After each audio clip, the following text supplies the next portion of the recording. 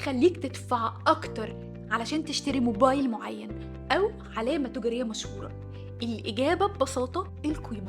التسعير بناء على القيمة أو الفاليو بيست برايسنج معناه إنك تسعر منتجك أو خدمتك مش بناء على التكلفة بس، لكن كمان على القيمة اللي العميل شايفها في الحاجة اللي انت بتقدمها. لو منتجك بيحل مشكلة كبيرة أو بيوفر تجربة فريدة، العميل هيكون مستعد يدفع أكتر، بس ده محتاج منك إنك تعرف عملائك كويس جدا وتقدر توضح لهم إزاي منتجك ليه قيمة بالنسبة لهم. مثلا لو عندك مطعم بيقدم أكل صحي ومميز، ممكن تسعر الأطباق أعلى من السعر السوق، لأن الناس اللي مهتمة بصحتها شايفة قيمة في الجودة والنظافة اللي بتقدمها.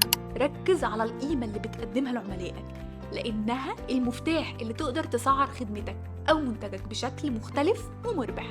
ولو حسيت إنك استفدت، ما توقفش الاستفادة عندك، واعمل لايك وشير وسبسكرايب علشان يوصلك كل جديد.